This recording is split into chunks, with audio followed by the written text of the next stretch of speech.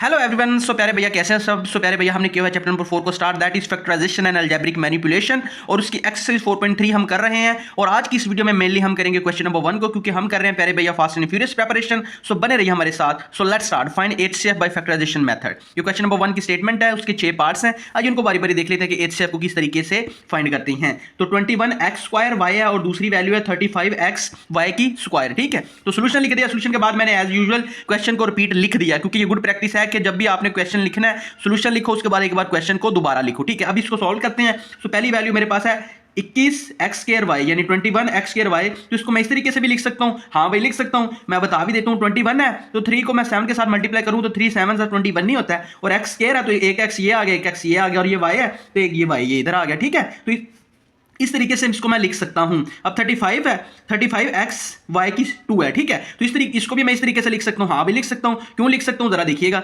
35 है ना, तो 5 को 7 के साथ मल्टीप्लाई करो तो 5 7 35 ही होता है। और x है तो x ये आ गया, y की 2 है तो y एक ये आ गया, एक y ये आ गया। ठीक है, तो इस तरीके से मैं लिख सकता हूं। अब एचसीएफ से क्या मुराद होता है प्यारे भैया, याद रखिएगा। एचसीएफ से मुराद है कि दोनों के अंदर जो कॉमन आ रहे हैं ना, एचसीएफ से मुराद होता है हाईएस्ट कॉमन फैक्टर। ठीक है, हाईएस्ट कॉमन फैक्टर एचसीएफ। तो ये इससे मुराद होता है कि जो दो टर्म्स हैं, या इधर है ही दो हैं क्योंकि कोमा लगा हुआ है ना, तो कोमा एक टर्म ये है, एक टर्म ये है। अगर 3 होती तो फिर तीनों के अंदर देखते हैं, यहाँ पे 2 हैं तो दोनों के अंदर जो कॉमन्स होंगे ना उनको हम बोलेंगे कि ये हाईएस्ट कॉमन फैक्टर्स हैं। तो आइए देख लेते हैं कि कौन से हैं। एक प्यारे भैया देखो ये 7 आ रहा है, तो इसको मैं अगर मार्क करूं तो ये देखो एक तो 7 ये कॉमन आ रहा है। और कौन सी चीज कॉमन आ रही है भाई साहब, ये एक x भी कॉमन आ रहा है, तो इसको भी मैं मार्क कर लेता हूं।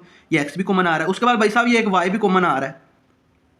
अब इसके साथ y के साथ करते, इसके साथ करते, बात तो एक ही थी ना। अब बाकी देखो तो कॉमन नहीं है, इधर x है इधर कोई और x है ही नहीं है, इधर 3 इधर 3 नहीं, इधर 5 है उधर 5 नहीं है। ठीक है, तो ये y इधर है बट उधर एक ही y था तो वो तो पहले ही हो गया। तो इस y को भी खाली छोड़ देंगे, इस x को भी खाली छोड़ देंगे। तो कॉमन फिर क्या आया, एक 7 आया कॉमन, एक x आया कॉमन और एक y आया। तो 7xy हम कॉमन आ जाएंगे, तो इसको हम बोलेंगे ये हमारा एचसीएफ है, हाईएस्ट कॉमन फैक्टर, यानी 7xy निकलेगा। तो ये भैया हमारा आंसर है। इजी पीजी, समझ रहे हैं, समझ रहे हैं। तो ये पार्ट 1 सॉल्व हो चुका है। ठीक है, हम पार्ट नंबर 2 की तरफ मूव कर रहे हैं। 4x² - 9y की 2, 2x² - 3xy। ठीक है, सोल्यूशन लिखा। सोल्यूशन के बाद मैंने क्वेश्चन को रिपीट लिख दिया। अब इसको मैंने 2 तरीके से सॉल्व किया हुआ है। पहला तरीका ये 3-4 लाइन में दिया गया, इसको जरा देख ले। अच्छा, 4x की स्क्वायर है माइनस 9x की स्क्वायर है, इसको मैं लिख सकता हूँ 4 को मैं लिख सकता हूँ 2 × 2। हाँ भाई इससे मुराद तो 4 ही है, साथ में x स्क्वायर लिखा हुआ है तो x एक ये x एक ये x, मैं इस तरीके से भी लिख सकता हूँ। उसके बाद माइनस है तो माइनस लगा दिया। उसके बाद 9 है तो 9 को मैं लिख सकता हूँ 3 × 3। हाँ भी इससे मुराद तो 9 ही है। और y स्क्वायर को मैं लिख सकता हूँ y × y। हाँ भी इससे मुराद भी y का स्क्वायर ही है। ठीक है, तो इस सारी फॉर्म को मैंने इस फॉर्म में लिख दिया। ठीक है, अब नीचे वाली देख लो, ये 2x² है -3xy है, तो 2 को मैं 2 ही रहने देता हूँ। x² को मैं लिख सकता हूँ x × x। हाँ इससे मुराद भी x² ही है। फिर माइनस है तो मैंने माइनस लगा दिया, 3 है तो 3 लगा दिया, x है तो x लगा दिया, y है तो y लगा दिया। ठीक है, अब इन दोनों में से कॉमन क्या आ रहा है भाई, x कॉमन आ रहा है। देखो ना, एक x इधर है एक x इधर भी है, तो इन दोनों में x कॉमन आ गया। इनमें कॉमन नहीं था तो मैं नहीं लिखूंगा, इन दोनों में कॉमन है तो मैं x को बाहर कॉमन ले लूंगा। अंदर क्या बचेगा, 2x माइनस है तो माइनस, इधर से भी x कॉमन गया तो 3y बचेगा। तो देखो एंड पे क्या लिखा हुआ है, ये मैं दिखा देता हूँ, ये 3y है। ठीक है, ओके भैया। अब एक हमारे पास वैल्यू ये आ गई है, एक हमारे पास वैल्यू ये आ गई है, तो एचसीएफ क्या आएगा फिर। अब जरा गौर से देखो, 2x इधर है, एक तो 2 है, ये 2 और x को ले लो इधर से, ये 2 और x को ले लो इधर से। ठीक है, और इधर से क्या ले रहे हो आप, 3y इधर से ले लो, ये 3 एक y इधर से आ गया, ये 3y एक इधर से आ गया, बीच में ये भी माइनस है ये भी माइनस है। तो देखो 2x 3y ये हमारे पास एचसीएफ आ जाएगा। आप ये इसको ज़रब के निशान को हटा के भी लिख सकते हैं, 2x और 3y, तो इस तरीके से आप लोग इसको लिख सकते हैं। तो भैया एक तो आंसर ये हमारा है। अगर ये मुश्किल तरीका है तो दूसरे तरीके से भी ये सॉल्व हुआ है, मैं आपको अभी बताता हूँ। अब देखो एक वैल्यू हमारे पास ये है 4x² - 9x², तो आप ऐसा कर सकते हो 4x² को 2x का होल स्क्वायर लिख सकते हो। हाँ भी लिख सकता हूँ। माइनस है तो माइनस लगा दो, 9y² को आप 3y का होल स्क्वायर लिख सकते हो। हाँ भी लिख सकता हूँ। जब दो वैल्यू के दरमियान स्क्वायर हो तो एक बार प्लस हो जाती है, एक बार माइनस हो जाती है। तो एक बार 2x + 3y हो जाएगा, एक बार 2x - 3y हो जाएगा। अब नीचे वाली वैल्यू थी 2, अब ये दोनों मैं कहाँ से ले रहा हूँ, ये तो भी क्वेश्चन में दी गई है ना दोनों वैल्यूज। 2x² - 3xy है, तो इसको मैं लिख सकता हूँ, x कॉमन लूंगा तो अंदर क्या बचेगा, 2x - 3y। अब ये भी एक 2x - 3y है, ये भी 2x - 3y है, तो ये कॉमन आ जाएगा, तो यही हमारा आंसर है। तो एचसीएफ क्या बना, 2x - 3y, क्योंकि जो कॉमन होता है ना वो हम लिख लेते हैं। तो भैया ये हमारा आंसर है। अब देखो ये भी आंसर सेम है, ऊपर जो निकाला वो भी आंसर सेम है। तो आप इस तरीके से करो या फिर इस तरीके से करो, इस तरीके से करो या इस तरीके से करो, दोनों ही ओके है। ठीक है भैया, तो ये पार्ट 2 था। पार्ट नंबर 3 की तरफ मूव कर रहे हैं। पार्ट नंबर 3 में बोला गया एक्स की क्यूब -1 है, दूसरी वैल्यू दी गई है x square plus x plus 1 है। सोल्यूशन लिख दिया, सोल्यूशन के बाद मैंने क्वेश्चन को अगेन रिपीट कर दिया। अब पहली वैल्यू एक्स क्यूब -1 है, तो इसको मैं लिख सकता हूँ एक्स की क्यूब -1 की क्यूब। हाँ भी 1 को मैं लिख सकता हूँ 1 की क्यूब, क्योंकि 1 का क्यूब लिया जा सकता है जो कि 1 के बराबर होता है, तो इसकी मैंने क्यूब ली, तो यहाँ पे ये वाला फॉर्मूला इंप्लीमेंट हो रहा है। अगर ए की क्यूब हो माइनस बी की क्यूब हो तो वो बराबर होता है a minus b, bracket close, और दूसरी ब्रैकेट में आता है ए का square plus a b plus b का स्क्वायर। तो इसकी जगह पे मैं ये वाली सारी वैल्यू पुट कर देता हूँ। देखो ना, ये तो एक्चुअल वैल्यू है ना जो कि हमें क्वेश्चन में दी गई है, ये देखिए। अब ये इक्वल हो सकता है इसके, क्योंकि मैं फॉर्मूला इंप्लीमेंट कर रहा हूँ, तो ये इसके मुताबिक ये a माइनस बी हो जाएगा, इससे मुराद है x माइनस 1 आ जाएगा। फिर क्या होता है a का स्क्वायर यानी x का स्क्वायर, फिर a b होता है यानी x और 1 आ जाएगा, फिर b का स्क्वायर यानी 1 का स्क्वायर आ जाएगा। ठीक है, तो ये फॉर्मूला इंप्लीमेंट हो चुका है। ठीक है, अब इसको मजीद सोल्व करें तो x का स्क्वायर ही रहेगा, x 1 के साथ मल्टीप्लाई होकर x ही आएगा, 1 का स्क्वायर 1 नहीं होता है तो वो भी एज इट इज ऐसे ही आ जाएगा। ठीक है, तो ये दोनों वैल्यूज हमारे पास आ जाएंगी, समझ रहे हैं। तो ये इसको मैं इस तरीके से लिख सकता हूँ। आगे मजीद ये चीज़ तो आ गई इसकी इक्वल। अब दूसरी वैल्यू है हमारे पास, ये देखें, ये तो हमने सोल्व कर लिया कि जो कि इक्वल आया इसके। अब दूसरी साइड पे हमारे पास ये है, तो ये इसको मैं लिख सकता हूँ कि ये वाली सारी चीज़ इसके बराबर है, उसको बस मैंने ब्रैकेट में लिखा, कुछ भी नहीं है, सारी की सारी ये भी सेम है, ये भी सेम है। अब देखो ये वाली सारी वैल्यू इसके बराबर है, तो ये हमारे पास कॉमन आ जाएगा, यानी इस सारी वैल्यू में ये कॉमन है, इस सारी वैल्यू में ये सारे का सारा एज इट इज है, तो फिर कॉमन क्या आया, ये देखो ये सारे का सारा सेम है, तो भैया ये हमारा आंसर आ जाएगा। समझ रहे हैं, की तरफ मूव करते हैं। पार्ट नंबर 5 है T square plus 3t minus 6 T square plus 5t plus 4 T square minus 1 है। ठीक है, तो इसमें हमें बताया गया है, सोल्यूशन लिखा, सोल्यूशन के बाद मैंने दोनों क्वेश्चन को तीन टर्म्स हैं, ठीक है, 2 बार कोमा लगे हुए, जिसका मतलब है 3 टर्म्स हैं,